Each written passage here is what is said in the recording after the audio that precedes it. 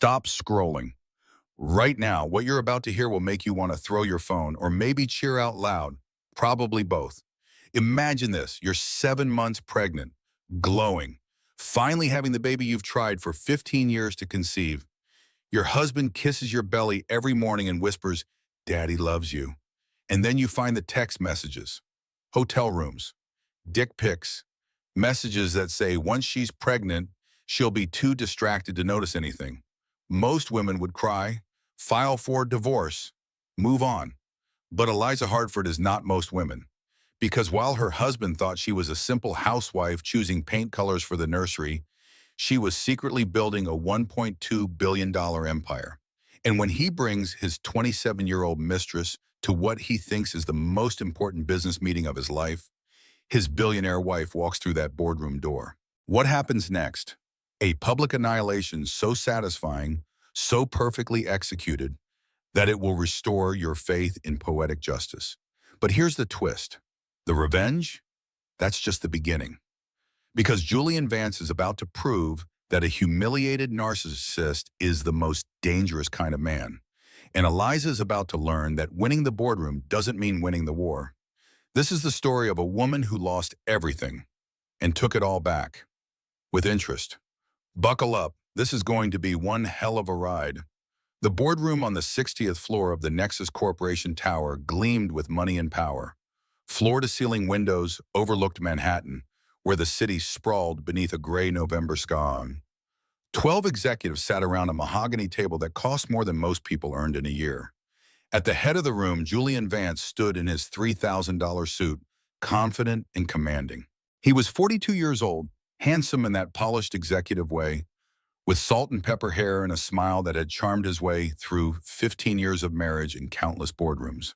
Today, he was presenting his South American expansion strategy, and he had brought his entire team to support him. His entire team included Chloe Beaumont. She stood beside him in a tight red dress that screamed ambition more than professionalism. 27 years old, beautiful, and calculating.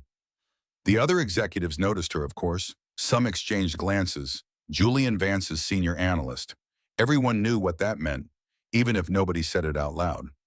Julian clicked to the next slide.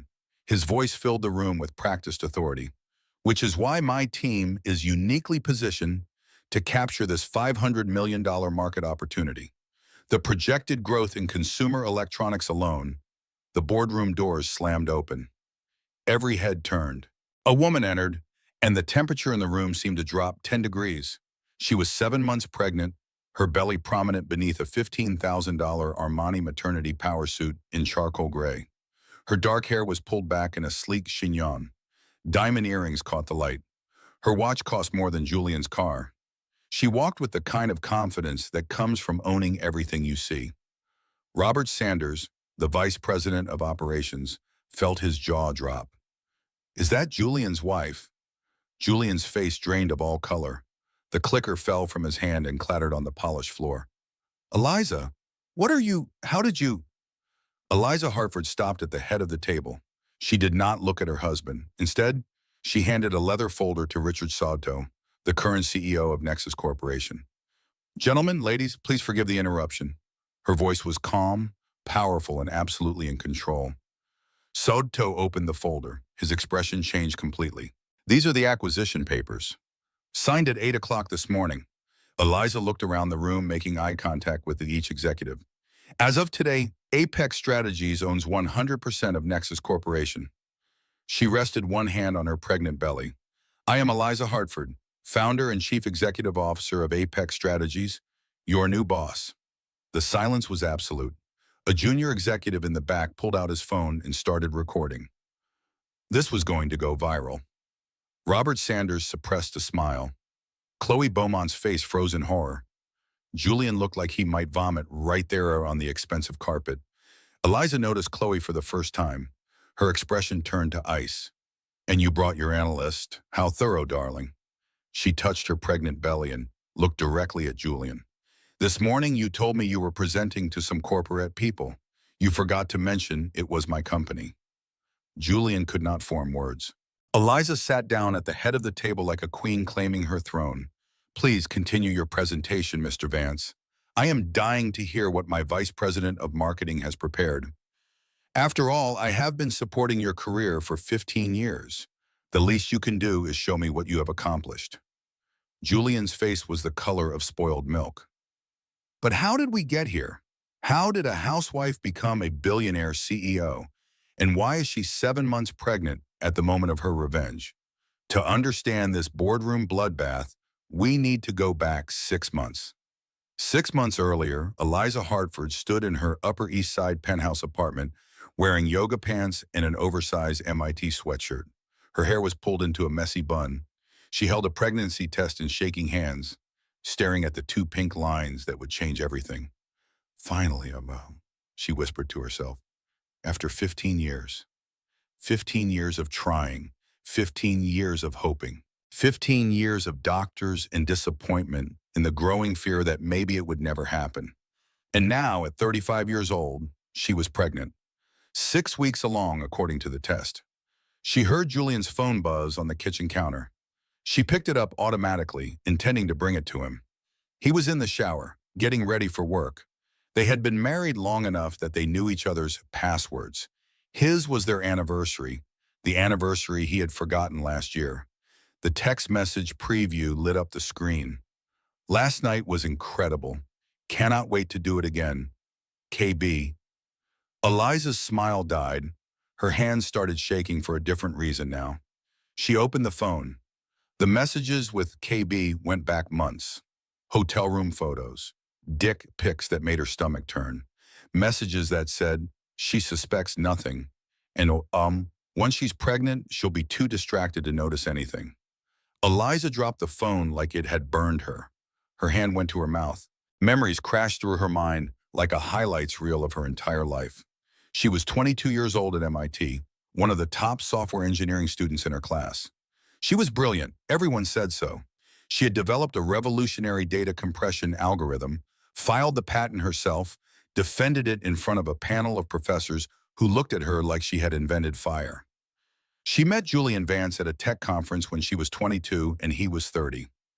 He was charming, handsome, a rising executive at a marketing firm.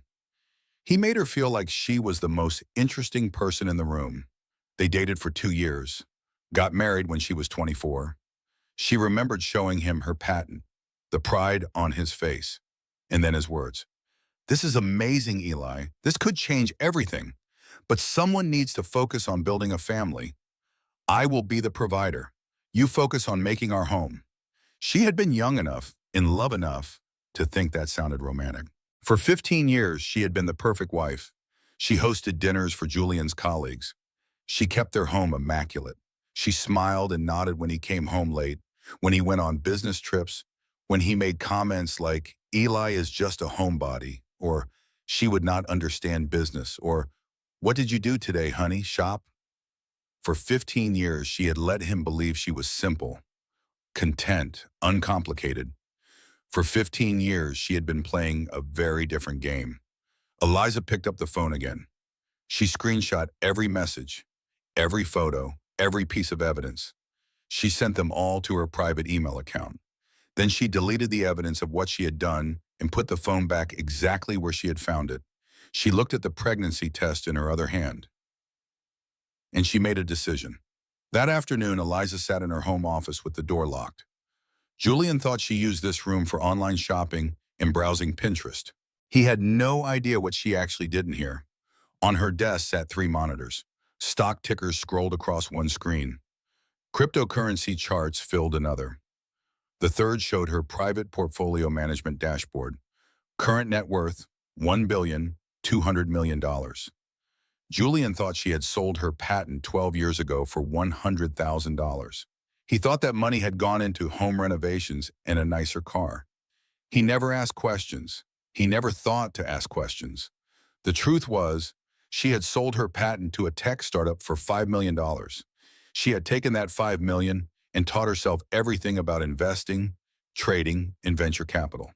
She had bought Bitcoin when it was $200 per coin. She had invested early in Tesla, Uber, Airbnb, Zoom. She had built an anonymous tech investment portfolio while Julian thought she was taking Pilates classes. 3 years ago, she had founded Apex Strategies as a shell company. She had been quietly acquiring tech companies, building an empire while her husband climbed the corporate ladder at Nexus Corporation. She opened a new browser window and typed in a name, David Stone, private investigator. She had work to do. David Stone's office was exactly what Eliza expected.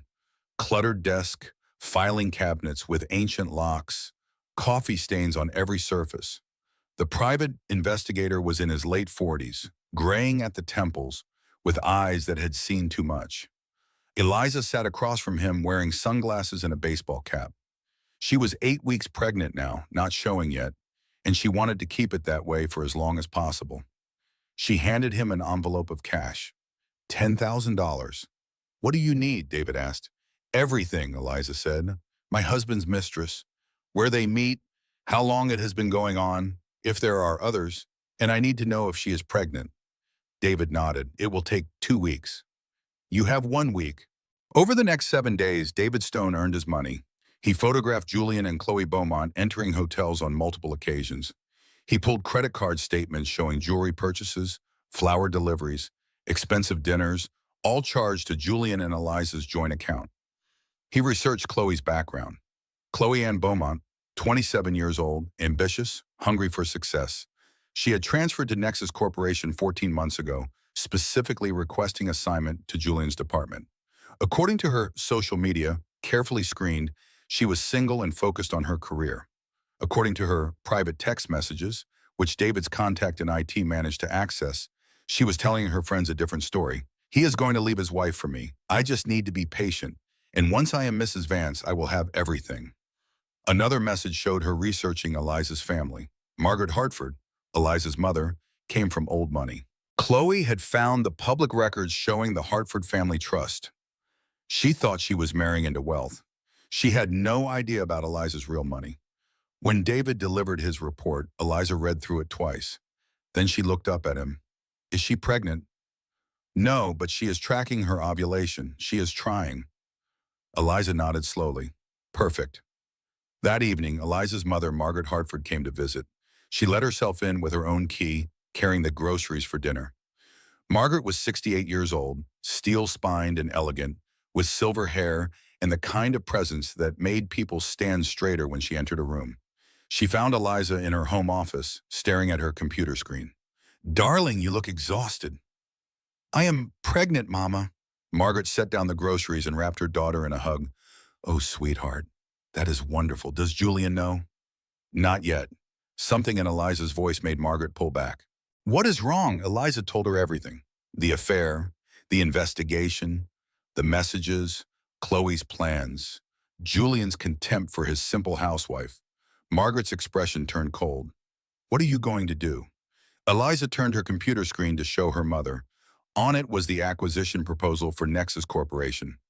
Apex Strategies was offering $20 billion for complete ownership. I am going to take everything he has, Eliza said quietly, and I am going to do it in the most public way possible. Margaret looked at her daughter for a long moment. Then she smiled. It was not a kind smile. That is my girl. The acquisition took 3 months to finalize. Eliza worked through lawyers and shell companies, keeping her identity hidden. Julian had no idea his wife owned the company that was buying his employer. He came home every night and complained about the corporate shakeup, about the uncertainty, about how some mystery billionaire was taking over.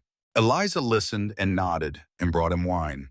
She was 12 weeks pregnant when the acquisition cleared the first round of approvals, 15 weeks when it went to the board, 20 weeks when it was finalized. She started showing at 22 weeks. Julian was thrilled about the baby. He kissed her stomach every morning and talked about being a father. He also kept seeing Chloe Beaumont. At 28 weeks pregnant, 7 months along, Eliza was ready. She called Richard Salto, the CEO of Nexus Corporation. He answered on the second ring. Mr. Salto, this is Eliza Hartford, CEO of Apex Strategies. I believe we should meet to discuss the transition. There was a pause. I did not realize you were a woman. Most people do not. I prefer it that way. I would like to attend the next executive board meeting. I understand Julian Vance is presenting his South American expansion strategy. I am very interested in hearing his presentation. Of course, I will make sure you are expected. Actually, Eliza said, I would prefer to surprise everyone. Do not announce my attendance. I want to see how your executives perform when they think nobody important is watching. Sodto agreed. Eliza hung up the phone and looked down at her pregnant belly. The baby kicked hard, as if sensing what was coming. Your father is about to learn who he married, she whispered, and it is not going to be pretty. Which brings us back to the boardroom. Eliza sat at the head of the table, 7 months pregnant and radiating power. Julian stood frozen at the presentation screen. Chloe looked like she wanted the floor to swallow her whole.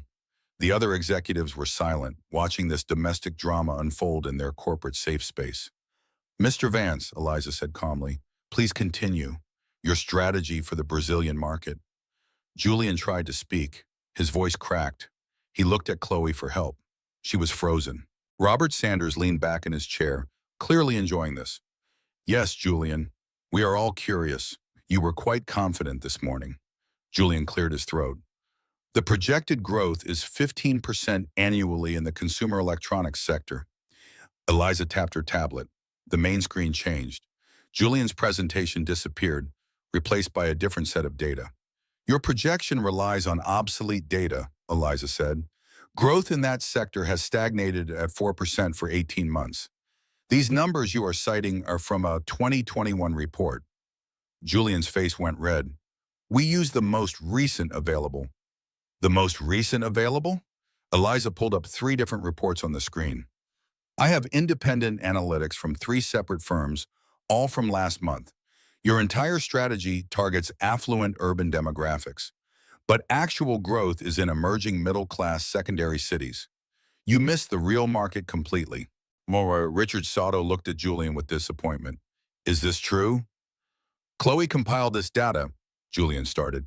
I used the resources you gave me, Chloe interrupted. Eliza's voice cut through their excuses like a knife. Miss Beaumont, you are listed as co-author on this proposal. Your financial models project a 400% market share increase in 24 months. What algorithm produced that figure? Chloe's mouth opened and closed. It was a proprietary synergistic capture model. Proprietary, show me. Silence. You cannot, because it does not exist. You made up numbers to make your boss look good.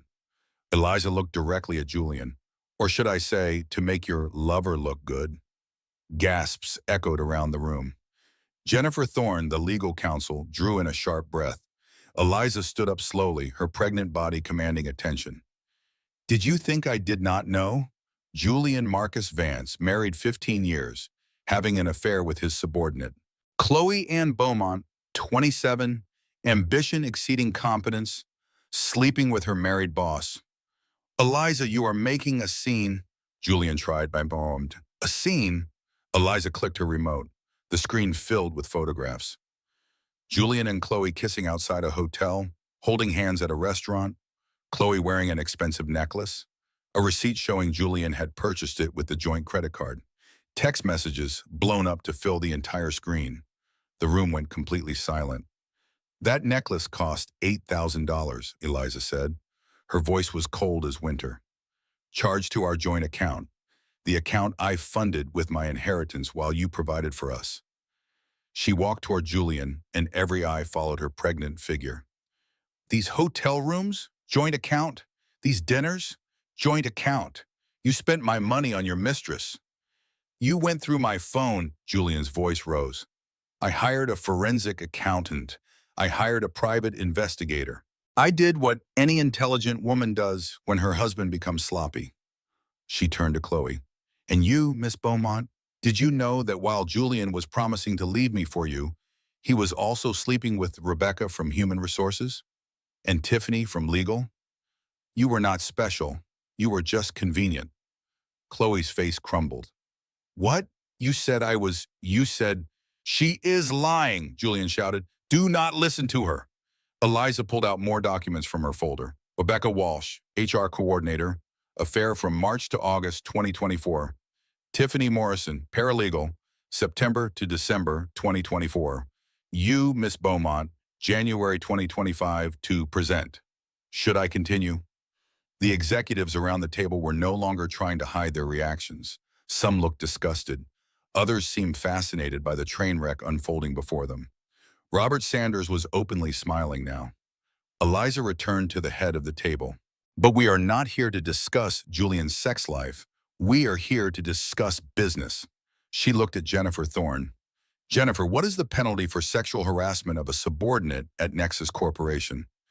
Jennifer's voice was professional but satisfied.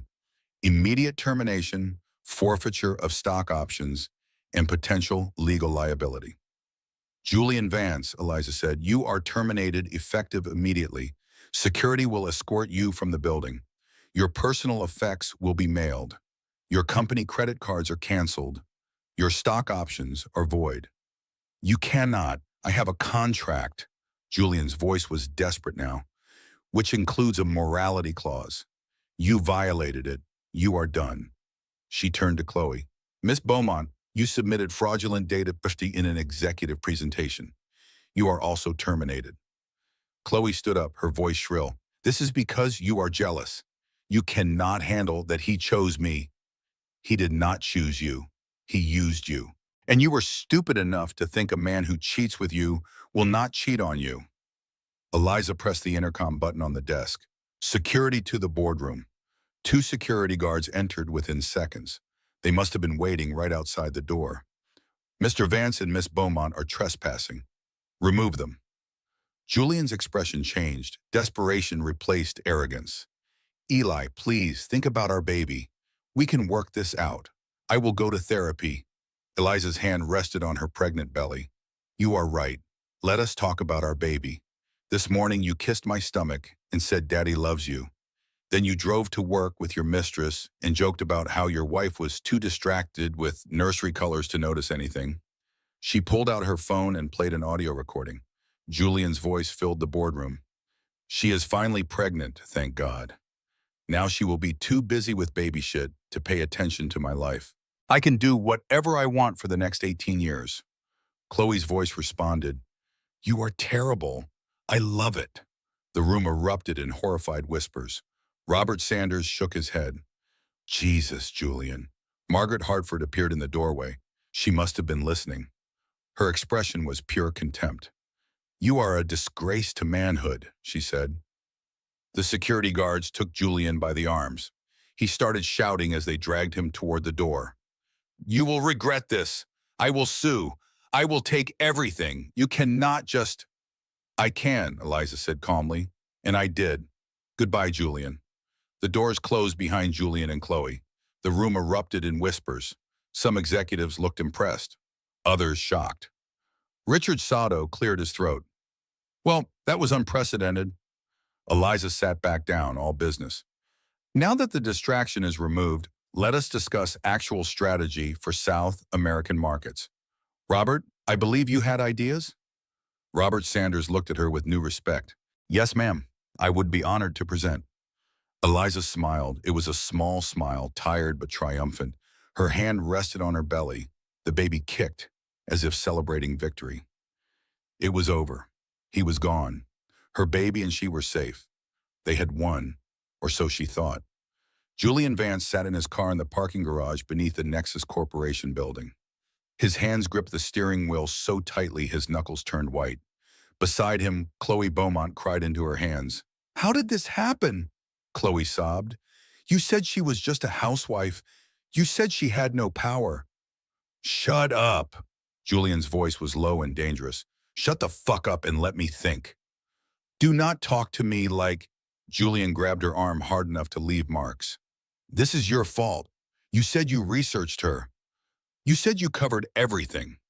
Chloe tried to pull away, frightened by the violence in his grip. I did. Her mother has money. I thought... You thought wrong.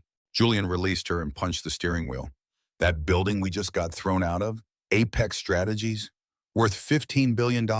Eliza owns it. My wife is a fucking billionaire, and I had no idea.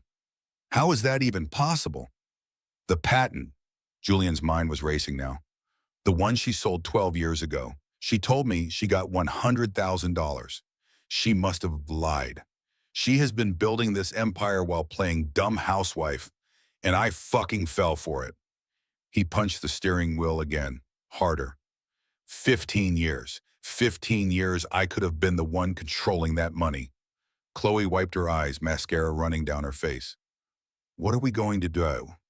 Julian looked at her, really looked at her. She was pretty but stupid, ambitious but short-sighted. She had been useful for making Eliza jealous, but now she was toxic. Association with her would only hurt him in court. We? He laughed bitterly. There is no we. You are poison now. But me? I'm her husband. In New York, that is a 50-50 marriage. I'm entitled to half of everything. But you cheated. She has to prove it in court. And courts favor men all the time, especially fathers worried about their child's mother's mental stability. Chloe stopped crying. She looked at him with dawning horror. What are you talking about? Julian smiled. It was not a nice smile. Eliza just orchestrated an elaborate corporate ambush to publicly humiliate her husband. She hired private investigators. She recorded private conversations. She revealed intimate details in front of dozens of witnesses. On paper, that looks like obsessive, vindictive, unstable behavior. You cannot be serious when we don't. She is 7 months pregnant. Pregnancy hormones make women unstable. Everyone knows that. If I can prove she is mentally unfit, I can get emergency custody. And if I get custody, I control the money she will set up for the baby. Trust funds, college savings. I am looking at $600 million minimum. Chloe stared at him. You are going to take her baby? I'm going to take everything. Julian started the car. As he drove out of the parking garage, he was already planning his next move. He knew lawyers, good lawyers, shark lawyers, the kind who could make a successful woman look like a crazy woman. He pulled out his phone and made a call. Matthew Crawford Law. How may I direct your call? I need to speak with Matthew Crawford. Tell him it is Julian Vance, and I have a very lucrative case for him. 3 days later, Eliza sat in her penthouse apartment. She was working from home, her laptop balanced on her pregnant belly. The baby was kicking more frequently now, strong, healthy kicks that made her smile despite the exhaustion. She had fired Julian. She had humiliated him publicly. She had taken back her power. The media was having a field day with the story. Billionaire CEO exposes cheating husband was trending on social media. Some people praised her, others called her cruel. She did not care what anyone thought. She was free, her baby was safe. That was all that mattered. Her phone rang. Dr. Sarah Mitchell, her obstetrician. Hello? Dr. Mitchell's voice was concerned. Eliza, I just got a very strange call. Someone claiming to be your attorney asking for your complete medical records, including psychiatric history. Eliza felt her blood run cold. What? I told them you do not have a psychiatric history. They got aggressive, cited some court order. I wanted to check with you before releasing anything. Do not release anything. I will call you back. Eliza immediately called her lawyer, Diane Mitchell. Diane had handled the acquisition. She was smart, aggressive, and expensive. Diane answered on the first ring. Eliza, we have a problem. What happened? Julian filed for divorce this morning. He also filed for emergency sole custody, claiming you are mentally unfit to care for the baby. The hearing is in 48 hours. Eliza stood up so fast she felt dizzy. He cannot. I just fired him. This is retaliation. He is claiming your behavior proves instability. The public humiliation, the secret business empire, the obsessive spying. His lawyers are spinning it as paranoid delusion. I was not paranoid. He was cheating. We can prove that, but he also filed a motion to freeze your assets pending mental health evaluation. He is claiming as your husband, he needs to protect the marital estate from your erratic financial decisions. Eliza sat back down. Her hands were shaking. He wants my money. He wants everything, and he is using the pregnancy against you. Hormonal, unstable, danger to the baby, classic character assassination. After Eliza hung up, she sat staring at her phone. A sharp pain shot through her abdomen. Braxton Hicks contractions, stress-induced. The baby was in distress because she was in distress. No, no, no, she whispered, hand on her belly. Not now, please, not now, she called her mother. Margaret arrived within 15 minutes, letting herself in with her key. She found Eliza on the floor of the living room, breathing hard, one hand on her stomach. "Darling, what is wrong?" "Mama, he is trying to take everything. The baby, my company. He is saying I am crazy." Margaret knelt beside her daughter. "I called Dr. Mitchell. She is on her way. I cannot go to the hospital. If I go to the emergency room, he will use it against me." Unstable woman rushing to the ER. "But the baby. Mom, I am scared." "Breathe, sweetheart. Just breathe." Dr. Mitchell arrived 20 minutes later with her medical bag. She examined Eliza on the living room couch. "Your blood pressure is dangerously high. The baby is showing signs of distress. You need to be hospitalized." "He will use this," Eliza said. Tears ran down her face. "He will say I am unstable.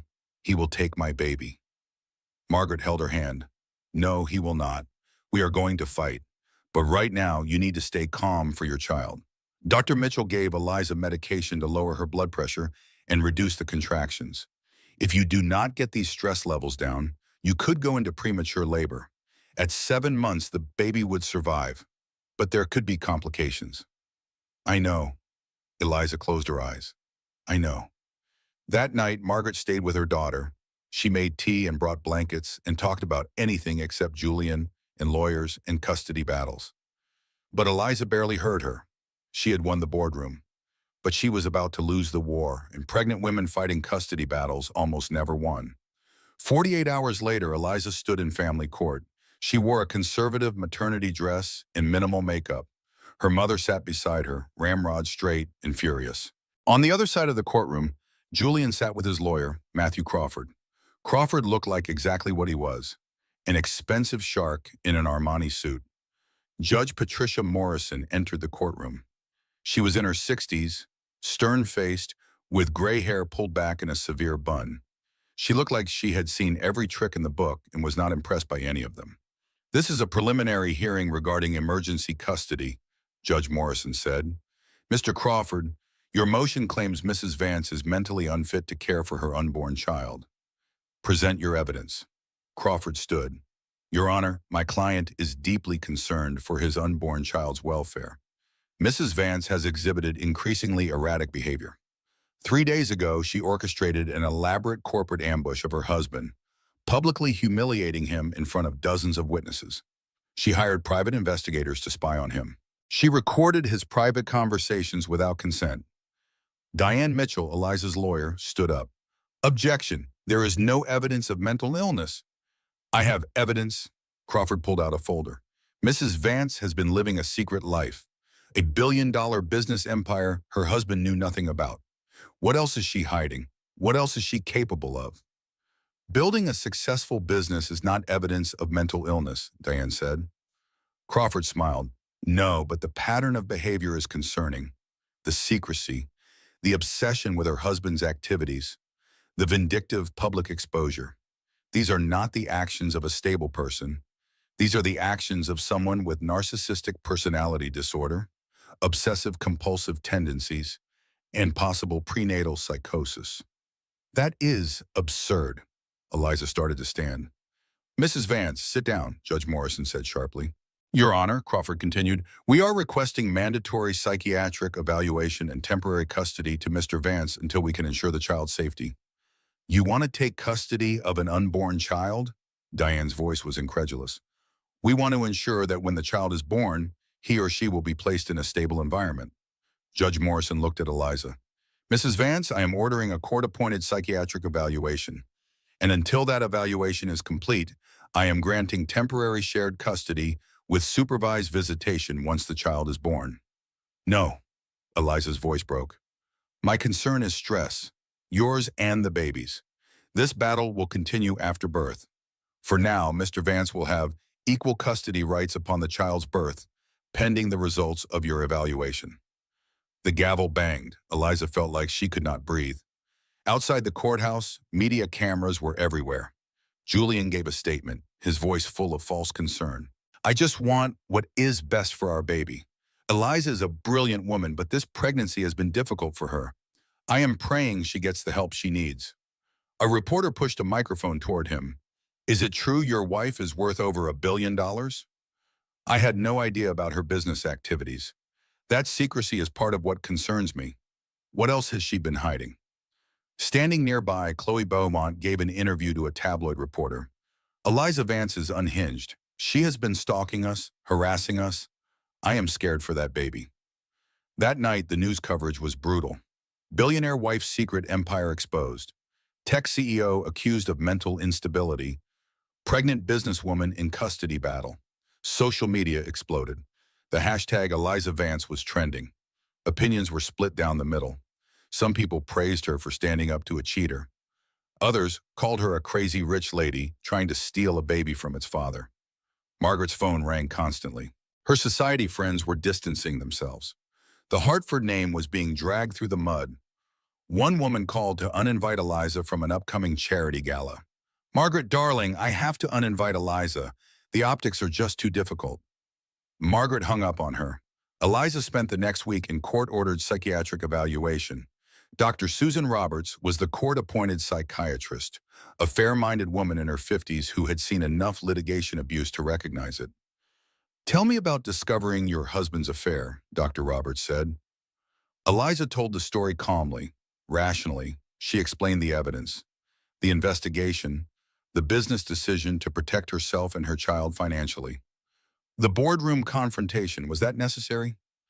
"He was presenting at my company. I had every right to be there. He brought his mistress. I simply revealed the truth." After 2 hours of evaluation, Dr. Roberts closed her notebook. "Eliza, I am going to submit my report to the court. For what it is worth, I find you to be exceptionally rational, intelligent, and clear-minded. What your husband is doing is called litigation abuse, using the courts to continue harassment." Eliza felt tears of relief. "You believe me?" "I believe you are a woman who discovered betrayal and responded strategically. That is not mental illness. That is intelligence." 1 week later, they were back in court. Judge Morrison read Dr. Roberts' report. "I have reviewed the psychiatric evaluation. Mrs. Vance is cleared of all mental health concerns. This custody petition is denied. Mr. Vance, you will have standard visitation rights upon the child's birth. This vendetta needs to end." Eliza exhaled for what felt like the first time in weeks. Margaret squeezed her hand. Diane smiled. Julian stormed out of the courtroom, his face red with rage. That night, Eliza and her mother celebrated with sparkling cider in the penthouse. For the first time in weeks, Eliza felt safe. "You did it, darling," Margaret said. "You beat him. I can finally breathe. My baby is safe. My company is safe. It is finally over." She went to bed early, exhausted but peaceful. Her hand rested on her pregnant belly. The baby was calm tonight. No more stress kicks, just gentle movements. She fell asleep smiling. Her phone was charging on the nightstand. At 2 in the morning, a text message came in from an unknown number. "It is not over. You took everything from me. I will take everything from you, starting with what you love most." Eliza did not see the message until morning. By then it was too late. Eliza woke up at 2 in the morning. For a moment, she thought it was just another late pregnancy wake-up call. She had to pee constantly now. The baby was pressing on her bladder 24 hours a day. Then she felt the wetness. Her water had broken. "Mom," she called out. "Mom, it is time."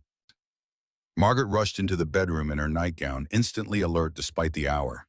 She had been staying in the guest room ever since the custody hearing, unwilling to leave her daughter alone. "I will get the hospital bag. Can you walk?" A contraction hit. Eliza gripped the edge of the bed. "Yes, I think so." They made it to the hospital by 3 in the morning. Dr. Mitchell met them in the maternity ward. "You are at 38 weeks, Dr. Mitchell said after examining her. "The baby is in perfect position. Everything looks good." Labor was long, 14 hours of contractions, breathing exercises, epidural, ice chips, and Margaret holding her hand through all of it. Dr. Mitchell stayed with them the entire time. At 5:17 in the afternoon, Daniel Hartford Vance was born. He was perfect. 8 pounds, 4 ounces, dark hair, tiny fists that gripped Eliza's finger with surprising strength. When the nurse placed him on Eliza's chest, she started crying. "Hi, baby," she whispered. "Mommy loves you so much. You are safe now. We are both safe." Margaret was crying too. He is beautiful, darling. Absolutely beautiful. They moved Eliza to a recovery room 2 hours later. Margaret went home to shower and change clothes, promising to return first thing in the morning with fresh clothes and Daniel's going home outfit. Eliza was alone with her son for the first time. He was sleeping in the bassinet beside her bed. She was exhausted but could not stop looking at him. Every tiny movement, every small sound. He was real. He was here. He was hers. A nurse came in with a clipboard. She looked young, maybe mid-20s, with blonde hair and a ponytail. "Mrs. Vance, I need you to sign these discharge papers." Eliza was groggy from pain medication and exhaustion. "Already? I thought I would stay 24 hours. Hospital policy changed, insurance issues. Just sign here, here, and here." Eliza signed without reading. She was so tired. The papers all looked official. She just wanted to sleep. The nurse took the clipboard and left. 30 minutes later, a different nurse came in. This one was older, with gray hair and concerned eyes. "Mrs. Vance, where's your baby?" Eliza's heart stopped. "In the bassinet." She looked over. The bassinet was empty. "Where is he?" Eliza tried to get out of bed, IV still attached. "Where is my baby?" "Your husband checked him out. He signed the custody transfer papers." "What?" Eliza screamed. She ripped out her IV. Blood splattered on the white sheets. "Julian does not have custody. Call security." Hospital security arrived. Margaret rushed back, still in her street clothes from going home to shower. Dr. Mitchell came running. "Ma'am, according to our records, you signed in custody to the father for the first 48 hours. Standard co-parenting agreement." "I did not sign anything like that." They showed her the discharge papers. Buried in fine print, in 8-point font, was a clause. "Temporary custody transfer for first 48 hours per court order number 73294. There was no court order. Julian had forged it. The blonde nurse was not a real nurse. She was someone Julian had hired to get Eliza's signature on fake paperwork. Eliza collapsed. She could not breathe, could not think. Her baby was gone. "No, bring me my baby. He is mine." Dr. Mitchell tried to calm her down. "Eliza, your blood pressure is spiking. You need to calm down or you could hemorrhage." Margaret was on the phone with police. "My grandson has been kidnapped. Julian Vance took him from the hospital under false pretenses." The police arrived. They took statements. They looked at the paperwork. They made calls. "Ma'am, if there is a custody agreement, this is a civil matter, not criminal. You will need to file an emergency motion with family court." "There is no agreement. He stole my baby." They kept Eliza in the hospital on a mandatory psychiatric hold. Her hysterical reaction was being used as proof she was unstable. Danger to herself. Possible postpartum psychosis. She spent 3 days in the psychiatric ward, medicated, broken, separated from her newborn son. Margaret finally got her released with lawyer help. They had to threaten to sue the hospital for wrongful imprisonment. When Eliza came home to her empty penthouse, she walked straight to the nursery, the room she had spent months decorating, the crib that had never been used, the tiny onesies hanging in the closet. She stood in the doorway and broke down completely. The next week was hell. Social media exploded with photos of Julian holding baby Daniel. Chloe Beaumont was in some of the pictures, posing like a happy stepmother. "Meeting baby Daniel. So blessed." The comments were brutal. "They look like a family." Where's the real mom? Billionaire lady must be crazy if the court gave custody to the dad. News coverage was everywhere. Billionaire mom deemed unfit. Father gets emergency custody. Julian filed for permanent sole custody. His lawyers claimed Eliza's psychiatric hold proved she was dangerous. Her breakdown in the hospital was evidence of postpartum psychosis. Eliza could not eat, could not sleep. Her breasts leaked milk for a baby she could not hold. She had to use a breast pump every few hours to prevent infection, dumping the milk down the drain because her son was not there to drink it. Margaret was terrified Eliza would hurt herself. She never left her alone. One night, 3 weeks after Daniel's birth, Margaret found Eliza on the floor of the nursery. She was holding a baby blanket, rocking back and forth, sobbing. "I did everything right," Eliza whispered. "I was smarter. I was richer. I was more powerful, and he still won. Because the system protects men. Always men. Margaret sat down beside her daughter. She had no words of comfort. Because Eliza was right. Dr. Mitchell came to visit. She offered to testify that the separation was medically dangerous for both mother and baby, that exclusive breastfeeding was recommended, that newborns needed their mothers. It does not matter, Eliza said. Her voice was hollow. Nothing matters. He took my baby. Julian took my baby. She stared at the wall. She had stopped crying. She had no tears left. Margaret called Diane Mitchell, the lawyer. We need an emergency hearing. My daughter is dying inside. That baby needs his mother. I am working on it, but Julian's lawyers are claiming Eliza is unstable. The hospital's psychiatric hold is damaging our case. We need something big, something that proves Julian is the unfit parent, not Eliza. Like what? I do not know, but we need it soon. It was 3 in the morning when Eliza's phone rang. She was lying awake in the dark, staring at the ceiling. She had not slept in days. The sound of the phone ringing made her jump. Unknown number. She almost did not answer. What? She said. Her voice was dead. Eliza Vance? Eliza sat up. She recognized that voice. You have 5 seconds before I hang up. I am so sorry.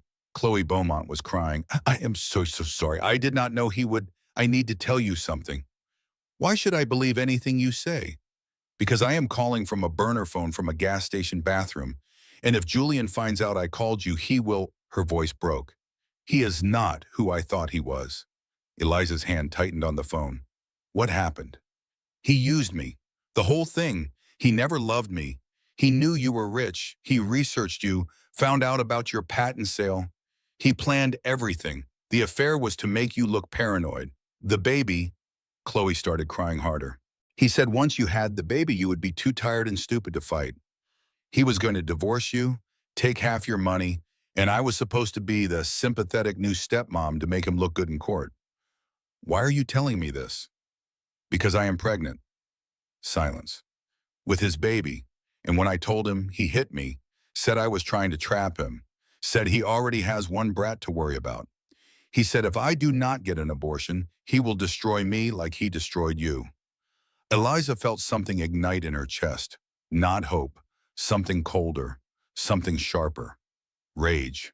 Where are you right now? Gas station. Route 17. I ran. I took his car keys and I ran. Stay there. I am sending someone to get you. Eliza called David Stone, her private investigator.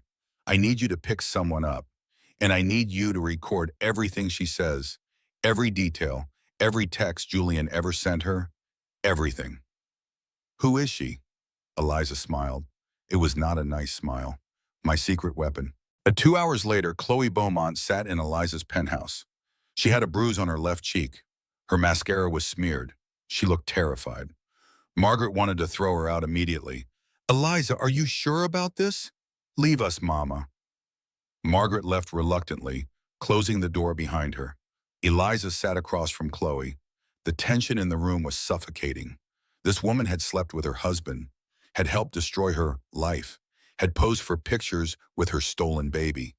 But this woman was also pregnant, abused, scared, and most importantly, this woman had information.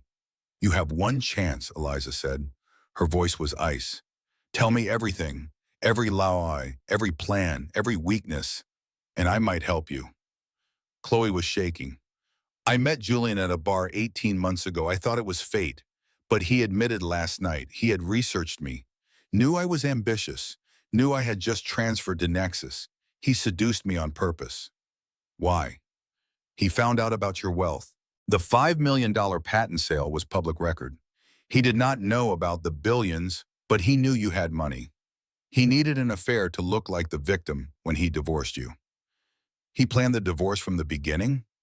Chloe nodded. He said Eliza will go crazy when she finds out. She will lash out, and when she does, I will look like the wounded husband. Courts love wounded husbands. He was using my ambition, using my feelings. The whole time. You participated in stealing my newborn. Chloe started crying. I did not know he would do that. He told me the baby would stay with you. The hospital thing, I thought we were just picking him up for visitation. When I realized what he had done, I confronted him. That is when he hit me. She touched the bruise on her face. You are pregnant with his child. 8 weeks. He wants me to abort it. Says he cannot be tied to two mothers. Says I am damaged goods now that you exposed us. Eliza looked at her for a long moment. Do you want to keep the baby? Chloe whispered, yes. Then here is what is going to happen. You are going to testify everything. His plans, his abuse, his manipulation. You are going to wear a wire when you meet him, and you are going to help me get my son back. Why would you help me? I destroyed your life. You did not destroy my life. Julian did, and he is doing it to you now. He uses women. He discards women. I will not let him raise a son to become him, and I will not let him force you to abort a child you want to keep. Eliza leaned forward. I am not doing this for you. I am doing this for our children. Both of them deserve better than Julian Vance as a father. Chloe wiped her eyes. What do you need me to do? 3 days later, Chloe wore a wire. Detective Marcus Johnson of the NYPD had been very interested in Eliza's case. The fake nurse, the forged documents, the custody fraud. He had agreed to help, but he needed evidence. Chloe met Julian at his hotel. He was staying there with baby Daniel and a nanny he had hired. Eliza had not been allowed to see her son in 4 weeks. 4 weeks of hell. Detective Johnson sat with Eliza in a surveillance van outside the hotel. They could hear everything through Chloe's wire. Julian, we need to talk. Chloe's voice came through the speakers. I told you not to contact me. Julian's voice was cold. I cannot do this anymore. The lies. You will do whatever I tell you if you want any kind of career. I will destroy you. The way you are destroying Eliza? Julian laughed. Eliza destroyed herself, too smart for her own good. Thought she could outsmart me? I knew about her little empire for months. Why do you think I started the affair when it did? Timing, Chloe, it is all timing. In the van, Eliza gripped the edge of her seat. Detective Johnson was recording every word. You knew she was a billionaire? I suspected she had money hidden. Spent 6 months installing spyware on her laptop. Found her investment portfolio, $1.2 billion. And as her husband, I am entitled to half. The affair, the baby custody battle, all part of the plan. Make her look unstable, get conservatorship, control the money. Eliza was shaking with rage. And the baby? Daniel? You took him from her. She will get supervised visitation. Maybe, but I have custody, which means I control the trust funds she will set up. That kid is my golden ticket to $600 million. What about our baby? What baby? You are getting an abortion tomorrow. I made an appointment. And if I refuse? There was a sound. Chloe yelped. Then I will tell everyone you are a psychotic stalker who is faking a pregnancy to trap me. Who do you think they will believe? The vice president wrongly terminated by his crazy wife? Or the home-wrecking secretary? I have proof, texts, emails, which I will claim you fabricated. You have no credibility, Chloe. You are nothing you always were. Detective Johnson looked at Eliza. We have enough. Move in. Police burst into the hotel room. Julian was holding Chloe's arm. There were red marks where his fingers had been. What the? Julian Vance, you are under arrest for kidnapping, fraud, domestic violence, and conspiracy to commit financial elder abuse. This is insane. I am the father. I have custody. The custody paperwork was forged. We have the hospital nurse you paid $10,000. She is testifying. Julian saw Chloe. His face turned purple with rage. You bitch! You were wearing a wire? You were using me. You were using everyone. The hotel room door opened. Eliza stepped inside. For a moment, she and Julian just looked at each other. She saw the man she had married 15 years ago, the man she had loved, the man she had given everything to, and she saw a stranger. You think you have won? Julian's voice was vicious. I will fight this. I will drag you through court for years. That baby will be 18 before this is over. You are right about one thing. Eliza's voice was calm. Daniel will know his father. He will know exactly what kind of man you are. Because when he is old enough, I will show him the recording of you calling him your golden ticket. I will show him how you kidnapped him from his mother. And I will explain that some people are born broken, and you were one of them. She turned to the police officers. Where is my son? The nanny is bringing him down now. The nanny entered with baby Daniel. He was 1 month old now, bigger than Eliza remembered. She took him from the nanny's arms. She collapsed in tears, holding him. Mama is here, she sobbed. Mama has got you. You are safe now. You are safe. Julian was being led out in handcuffs. For just a moment, something human flickered in his eyes. Regret. Then it was gone. He would have been better off with me, Julian said. Eliza looked up at him. You will never touch him again.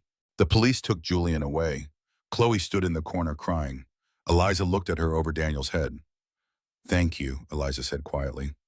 Chloe nodded and left. Eliza held her son and cried. Margaret arrived minutes later. Dr. Mitchell came with a portable exam kit to check on both mother and baby. He is perfect, Dr. Mitchell said, and you need to go home and rest, both of you. That night, Eliza sat in the nursery. Finally, after 4 weeks of hell, she was holding her son, nursing him, singing to him, being his mother. Margaret stood in the doorway. You did it, sweetheart. You got him back. I should never have had to fight for him. He was mine from the beginning. I know, but you won. Eliza looked down at Daniel. He was nursing, his tiny hand gripping her finger. I do not feel like I won. I feel like I survived. 2 months later, Julian Vance stood in a Manhattan courtroom. His expensive suits were gone, replaced by a cheap gray suit provided by his public defender. His hair was unkempt. He looked like he had aged 10 years. The charges against him were serious. Kidnapping, fraud, domestic violence, and conspiracy. His bail had been set at $2 million, which he could not afford. Eliza had frozen all marital assets pending divorce proceedings. He had spent 2 months in jail. The trial lasted 3 weeks. Eliza testified. Chloe testified. Dr. Mitchell testified. The fake nurse testified. Detective Johnson presented the wire recording. Julian's lawyer tried to argue that Julian was just a father trying to protect his child from an unstable mother, but the wire recording destroyed that defense. That kid is my golden ticket to $600 million. The jury deliberated for 4 hours, guilty on all counts. Julian was sentenced to 8 years in prison with the possibility of parole in 5. He was also ordered to permanently surrender all parental rights to Daniel Hartford Vance. When the judge read the sentence, Julian looked at Eliza. She was holding Daniel in her arms. The baby was 2 months old now, healthy and thriving. Julian's expression was empty. Do you have anything to say before sentencing is finalized? The judge asked. Julian stood. Yes, Your Honor. I want to say that I love my wife. I love my son. And I destroyed everything because I was greedy and stupid. I do not expect forgiveness. I do not deserve it. But I want my son to know someday that I am sorry. The judge was unmoved. Mr. Vance, your actions caused immeasurable harm. You stole a newborn from his mother. You traumatized your wife. You manipulated vulnerable women. Your apology comes too late, bailiff. Remove the defendant. Julian was led away in handcuffs. Outside the courthouse, reporters swarmed. Miss Hartford, how do you feel? Eliza held Daniel close. I feel like justice was served. My son is safe. That is all that matters. Will you ever forgive your ex-husband? No, but I will move forward. For Daniel. Margaret stood beside her daughter, one arm around her shoulders. Let us go home. That night, Eliza nursed Daniel in the rocking chair in his nursery. He was finally sleeping through the night, finally thriving, finally safe. Her phone rang. Chloe. Hello? I just wanted to say thank you for not destroying me when you could have. How are you feeling? Morning sickness is awful, but I am keeping the baby. I got a job in Seattle, starting over. Good, that baby deserves a mother who fights for them. Like you fought for Daniel. Yes. I am sorry for everything. I know that does not change anything, but you were young and stupid. I was young and stupid once too. I married Julian. We both made mistakes. The difference is you are learning from yours. Thank you. Take care of yourself, Chloe. And that baby. Eliza hung up. She looked down at Daniel, sleeping peacefully in her arms. "It is over, baby," she whispered. "We are finally safe. Mama won." But winning came with a price, and Eliza was about to learn that some victories are bittersweet. 1 year later, Eliza Hartford sat at her desk in the corner office of Hartford Technologies. The company had been rebranded from Apex Strategies 6 months ago. Her net worth had grown to $2.1 billion. Forbes had featured her on the cover, the billionaire mom who reclaimed her empire. On the floor beside her desk, Daniel played with wooden blocks. He was 13 months old now, walking and babbling and getting into everything. He had his mother's dark eyes and his grandmother's stubborn chin. Robert Sanders, now Chief Operating Officer of Hartford Technologies, knocked on the open door. "Morning, boss. Daniel is getting big." Daniel looked up. "Bah!" He threw a block across the room. Eliza smiled. "He has his father's aim, thankfully nothing else." Robert came in and sat down. "Listen, I wanted to ask you something. My sister's having a small gathering this weekend. Very casual, just some friends, good food. I thought you might want to come." Eliza's walls went up immediately. "Robert, I appreciate the thought, but no romance, I promise, just human socializing. You have been solo for a year. I just thought it might be nice to get out of the office. Meet some new people." "I will think about it." Robert smiled, but they both knew that meant no. "Okay, board meeting in 20 minutes. After he left, Eliza picked up Daniel. "It is just you and me, buddy. That is enough, right?" Daniel patted her face with his chubby hand. "Mama." His first clear word, "Mama." Eliza cried happy tears. Later that week, Eliza sat in her therapist's office. She had been going to therapy every week since Daniel's kidnapping. Dr. Brooks was patient and kind, and she never judged. "How are you sleeping?" "Better, the nightmares are less frequent." "The ones where Julian takes Daniel?" Eliza nodded. "I wake up and have to check his room. Every night, even though Julian is in prison, even though I have full custody, I am terrified someone will take him." "That is trauma. It is normal. Have you thought about dating?" Eliza laughed bitterly. "No." "Robert asked you out again?" "It is not a date. It is dinner with his sister." "But yes." "And you said no." "I cannot trust men. Julian destroyed that." Dr. Brooks leaned forward. "He destroyed one man's trustworthiness. Not all men. I gave Julian 15 years. I gave him my career, my youth, my trust. And he took my newborn from me. Some wounds do not heal." "They do heal. They just leave scars. The question is, will you let those scars define the rest of your life?" Eliza was quiet for a long time. "I do not know." That Saturday, Eliza did something she had not done in over a year. She visited Julian in prison. His mother had called. She was dying of cancer. She wanted to see Daniel one last time. Eliza agreed to bring Daniel to the hospice, but Mrs. Vance had one request: that Eliza visit Julian first. Rikers Island was as depressing as she expected. The visiting area was gray and cold. Julian sat across from her in an orange jumpsuit. He had lost weight. His hair was completely gray now. He looked like an old man. "You came," he said. "Your mother asked me to. She is dying. She wants to see Daniel. Will you bring him?" "To the hospice, yes, not here. He will never see you here." Julian nodded. "How is he?" "He said mama for the first time yesterday." Something broke in Julian's eyes. "That should have been Ned Dada." "Yes, it should have. I fucked up. I know that is not enough. I know sorry does not." "You are right, it does not. Do you ever think about the good times before I ruined everything?" "No, because I realized there were no good times. You were performing. For 15 years, I was married to an actor.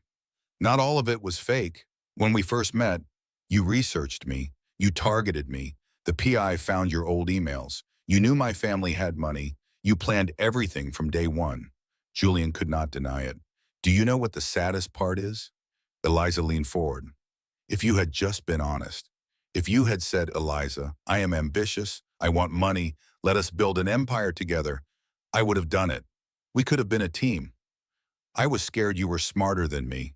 And I was right. Yes, you were." Eliza stood to leave. "Your mother has weeks. I will bring Daniel to say goodbye to his grandmother. Not for you. For her. She loved me when you did not." Eliza, will you ever forgive me? Eliza looked at him. This man who had promised to love her forever. This man who had destroyed her trust. This man who had stolen her newborn. No, she said, but I will forget you, and for you that is worse. She walked out. Eliza brought Daniel to visit his grandmother in hospice. Mrs. Vance was barely conscious, but she smiled when she saw the baby. She held his tiny hand and whispered, "Beautiful boy, so beautiful." She died 2 days later. Eliza paid for the funeral. Julian was allowed to attend in handcuffs. Eliza stayed on the opposite side of the cemetery. They did not speak. Winter turned to spring. Spring turned to summer. Daniel learned to walk, then to run. He said mama and no and up and dog when they visited the park. Eliza threw herself into work. Hartford Technologies was thriving. She was acquiring new companies, launching new products, building an empire that would belong to Daniel someday. But she was lonely. She would not admit it, not even to Dr. Brooks. But she was lonely. She went to work. She came home. She played with Daniel. She put him to bed. She sat alone in the penthouse with expensive wine and no one to talk to. Margaret noticed. "Darling, you need to get out more." "I get out. I go to work." "That is not what I mean." "I am fine, Mama." "You are not fine. You are surviving. There is a difference." One night, Robert Sanders tried again. They were working late on a merger proposal. Daniel was with Margaret for the evening. "Have you eaten?" Robert asked. "I will grab something on the way home. Or you could grab something with me. There is a new Italian place around the corner. Nothing fancy, just food." Eliza looked at him. Robert was 48 years old, divorced, 2 kids in college. He was kind and smart and genuinely seemed to like her. Not her money, not her power, just her. "Just food?" she asked. "Just food, I promise." She went to dinner with him. It was nice, comfortable. They talked about work and their kids and books they had read. He did not try to hold her hand, did not try to kiss her. Just walked her back to her building and said goodnight. "That was nice," she admitted. "We should do it again sometime." "Maybe we should." It was not romance, not yet, maybe not ever, but it was human connection. And for Eliza, that felt like progress. Daniel's second birthday party was small, just Margaret, Dr. Mitchell, Diane Mitchell, the lawyer, David Stone, the PI, and Robert Sanders with his sister and her kids. They had cake and balloons and too many presents. Daniel smashed his face into his birthday cake and everyone laughed. Eliza took 1 million pictures. For the first time in 2 years, she felt something close to happiness. That night, after everyone left, Eliza put Daniel to bed. She sang him his favorite lullaby and watched him fall asleep. Margaret found her standing in the doorway of the nursery. "You are a wonderful mother." "I am a paranoid mother. I check the locks 5 times. I have security cameras in every room." "I cannot." "You are protecting your child. That is not paranoia. That is love." "I am so tired, Mama. Tired of being strong. Tired of being alone. Tired of being afraid." "Then stop." "It is not that simple. Your father hurt me. After he left, I thought I would never trust again. But then I met Henry, and then Marcus. I am not saying you need a man. I am saying you need to let yourself live. Julian took 15 years. Do not give him the rest." Eliza cried quietly. "What if I cannot? Then you cannot, and that is okay too. But at least try. For Daniel, show him his mother is not just a survivor. She is someone who learned to thrive." Eliza nodded. "I will call Robert. Dinner with his sister. Just dinner." "Just dinner," Margaret agreed. They walked to the living room. Eliza looked out at the New York City skyline. Her company logo shone bright across the river. Hartford Tech. She had survived betrayal. She had reclaimed her power. She had gotten her son back. But she had not learned to live again. Not really. Maybe it was time to try. 6 months later, Eliza received an unexpected email. It was from Chloe Beaumont. "Dear Eliza, I know we have not spoken in a while. I wanted to let you know I had my baby, a daughter. Her name is Emma. She is beautiful and healthy. I am doing well. I got promoted at work. I am building a life for us. I wanted to thank you for not destroying me when you could have, for helping me see who Julian really was, for giving me the chance to be a better mother than I was a mistress. I hope Daniel is doing well. I hope you are doing well. Thank you." Chloe. Eliza read the email 3 times, then she replied, Dear Chloe, congratulations on your daughter. I am glad you are doing well. Daniel is thriving. He is 2.5 now, running everywhere and talking nonstop. I am doing well too. Better than I expected. You asked me to help you because you wanted to keep your baby. I respect that. We both made mistakes with Julian. The difference is we learn from them. I hope Emma has a wonderful life, and I hope you are proud of the mother you have become. Best wishes, Eliza. She hit send. Some wounds do heal. Slowly, imperfectly, but they heal. Daniel was 3 years old when he asked about his father for the first time. They were at the park, a little girl was playing with her dad, and Daniel watched them. Mama, where is my daddy? Eliza had been dreading this question. She knelt down to Daniel's level. Your daddy is not here, sweetheart. He made some bad choices and he had to go away. Will he come back? No, baby, he will not come back. But you have Mama and Grandma and Uncle Robert. We love you so much. Okay. Daniel went back to playing. It was that simple for him. For now. Someday when he was older, she would tell him the whole truth. But for now, this was enough. Eliza and Robert had been dating for 6 months. It was still casual. They went to dinner. They went to museums. They took Daniel to the zoo. Robert never pushed for more than she was ready to give. One night he kissed her. It was gentle and sweet. She did not pull away. Is this okay? He asked. Yes, she said. This is okay. They did not rush. They did not move in together. They did not talk about marriage. Eliza was not ready for that. Maybe she never would be, but she was learning to trust again. Slowly, carefully, one day at a time. When Daniel turned 4, Eliza took him to visit Julian in prison. It was the first time Daniel had ever seen his father. Eliza had thought about it for months, talked to Brooks about it, and finally decided Daniel deserved the chance to know who his father was. Julian was brought to the visiting room in handcuffs. He looked older, grayer, but his eyes lit up when he saw Daniel. Hi, Julian said softly. I am your dad. Daniel hid behind Eliza's legs. I do not know you. I know, I am sorry. They sat at the table. Eliza held Daniel on her lap. Julian looked at his son like he was seeing a miracle. You look like your mother, Julian said. You have her eyes. My mama is smart, Daniel said proudly. Yes, she is the smartest person I ever met. They talked for 20 minutes.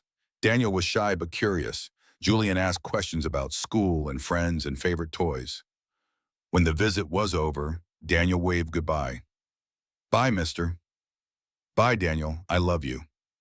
Daniel did not respond. He did not understand. In the car, Daniel asked, Why does my daddy live there? Because he did something bad, and when you do bad things, there are consequences. What did he do? He hurt people. He hurt me. Daniel looked at her with his serious 4-year-old face. I will never hurt you, Mama. I know, baby. I know. They drove home. Eliza cried the whole way, but she kept it quiet so Daniel would not hear. 5 years later, Daniel was 7 years old. He was in 2nd grade, brilliant like his mother, with a smile that could light up a room. He loved math and science and building things with Legos. He called Margaret Nana and Robert Uncle Robert. Eliza and Robert had been together for 5 years. They still had not married, but they were happy. Robert never pushed. He understood her trauma. He waited. Hartford Technologies was worth $5 billion now. Eliza had taken it public the year before. She was one of the most powerful women in tech. Forbes called her the Phoenix who rose from betrayal. She did not love the title, but it was accurate. Julian was released on parole after serving 5 years. He was 52 years old, broken and alone. Chloe had moved on with her life. His friends had abandoned him. His career was destroyed. He called Eliza once. I do not want anything from you, he said. I just wanted to say I am sorry for everything, and I wanted to ask if I could see Daniel, just once. I know I do not deserve it, but I am his father. Eliza thought about it for a long time. Then she said, Daniel is old enough to decide for himself. I will ask him. If he says yes, you can see him, supervised, in a public place. If he says no, you will never contact us again. Thank you. She asked Daniel that night. He was doing his homework at the kitchen table. Your father is out of prison and He wants to see you. You do not have to say yes. It is your choice. Daniel thought about it. Will you be there? Yes. Will Uncle Robert be there? If you want him to be. Okay, I will see him. They met at a park. Julian sat on a bench. Eliza and Robert stood nearby watching. Daniel walked up to his father slowly. Hi, Daniel said. Hi, you have gotten so big. They talked for 30 minutes. Julian asked about school. Daniel told him about his science project. It was awkward but not terrible. When it was time to go, Daniel said, Bye. Maybe I will see you again sometime. I would like that. Daniel walked back to Eliza. She took his hand. Are you okay? Yeah, he is sad. I feel bad for him. That is because you have a good heart. They went home. Julian watched them leave. He cried. 2 years later, when Daniel was 9, Julian died. Heart attack. He was 54 years old. He had been living alone in a small apartment, working as a warehouse manager. Eliza took Daniel to the funeral. It was small, just a few people. Eliza paid for the service. Daniel looked at his father's casket.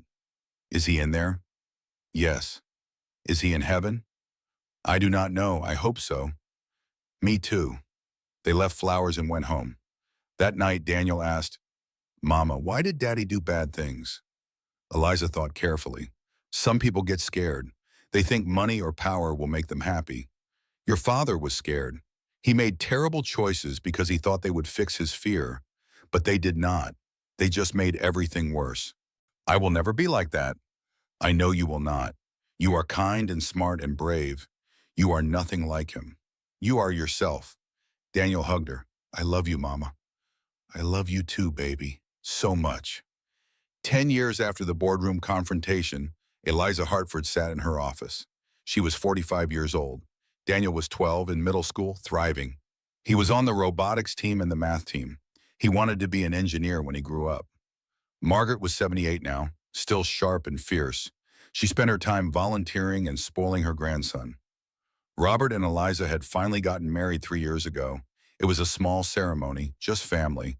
Daniel was the ring bearer. He said it was the best day of his life. Hartford Technologies was worth $10 billion. Eliza had launched an initiative to support women in tech, providing scholarships and mentorship. She spoke at conferences about betrayal, resilience, and rebuilding. People asked if she was lonely. She told them no. She had her son, her mother, her husband, her company, her life. Some asked if she ever forgave Julian. She said no. Forgiveness was not required for healing. One day, a reporter asked if she had any regrets. Eliza thought about it. I regret trusting someone who did not deserve it. I regret wasting 15 years. But I do not regret building my empire in secret. I do not regret fighting for my son. I do not regret surviving. What advice would you give to women in similar situations? Document everything. Trust your instincts, protect yourself financially, and remember, being smart is not a weakness. Being powerful is not a flaw. And walking away from someone who hurts you is not giving up. It is choosing yourself.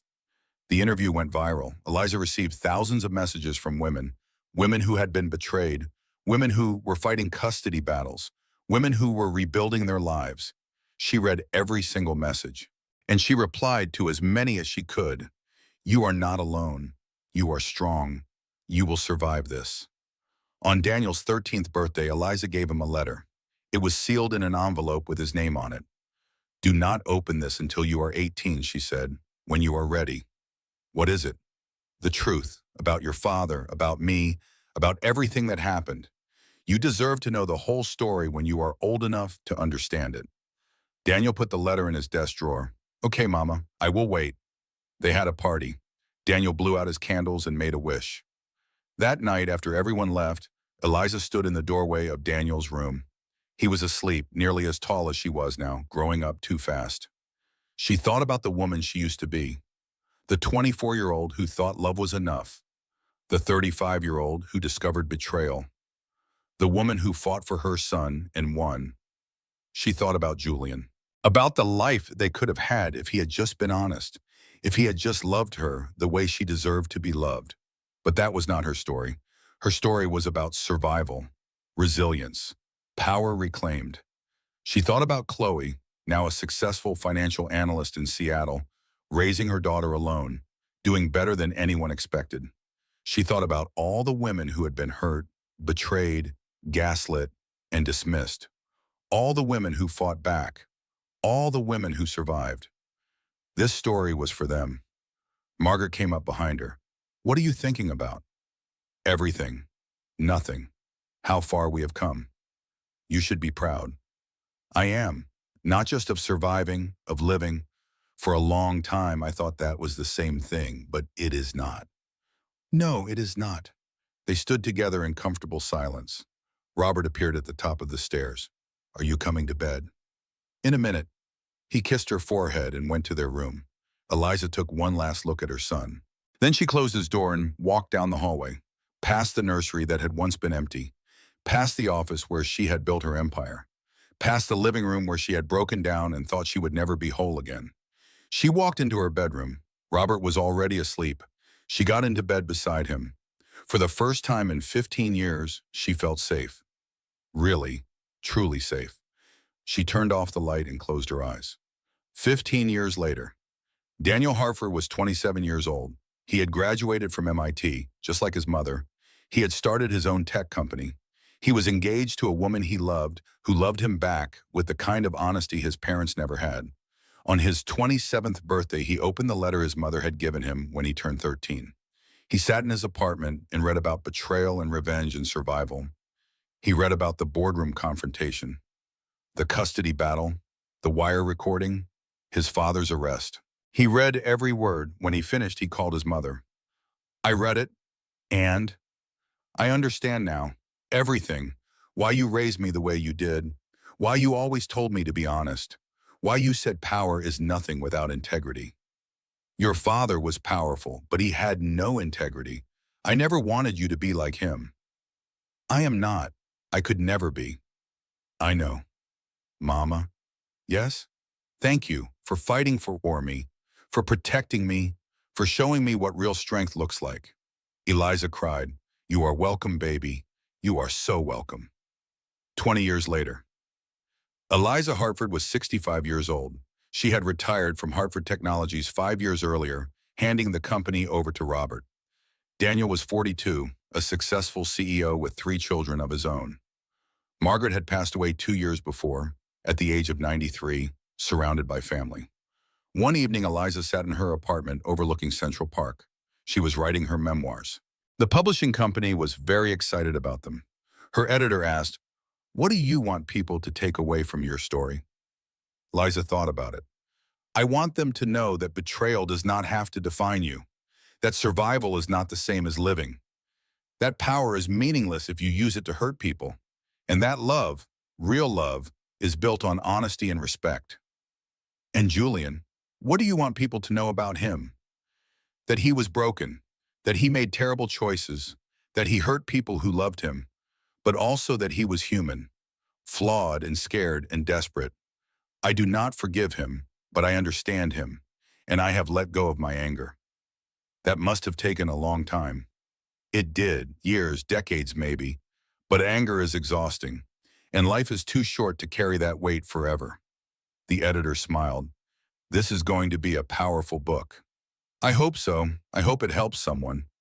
Eliza's memoir was published when she was 67. It became a bestseller. Women all over the world read it. They wrote to her. They thanked her.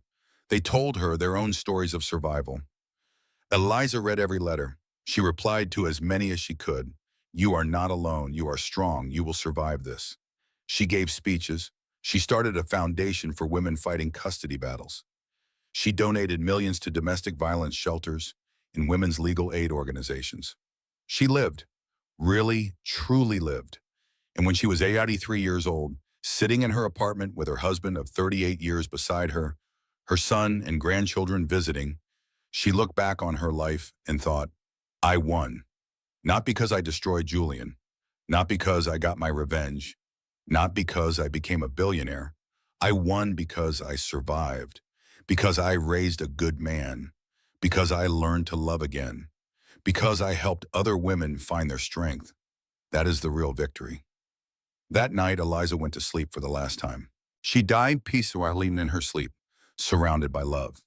At her funeral, Daniel gave a eulogy. My mother was the strongest person I ever knew.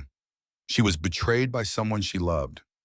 She fought for me when the system tried to take me away. She built an empire from nothing. But more than that, she taught me that strength is not about power or money or revenge. Strength is about integrity, honesty, kindness, choosing to be better than the people who hurt you. He paused. My father was not a good man, but my mother was a great woman, and I am who I am because of her. They buried Eliza next to Margaret. Her headstone read, Eliza Hartford, beloved mother, wife, friend. She survived, she thrived, she lived. And that was the end of her story. But it was not the end of her legacy. Because somewhere a woman was reading her memoir, a woman who had been betrayed, a woman who was fighting, a woman who needed to know she was not alone. And Eliza's words gave her strength. Document everything. Trust your instincts. Protect yourself financially. And remember, being smart is not a weakness. Being powerful is not a flaw. And walking away from someone who hurts you is not giving up. It is choosing yourself. The woman closed the book. She made a plan. She fought back. She survived. And Eliza's legacy continued. Woman after woman, generation after generation, survivors becoming thrivers. That was the real happy ending. Not revenge, not wealth, not even justice. But the knowledge that pain does not have to be the end of the story. That betrayal can be survived. That broken women can become whole again. And sometimes, if they are very lucky, they can become even stronger than they were before.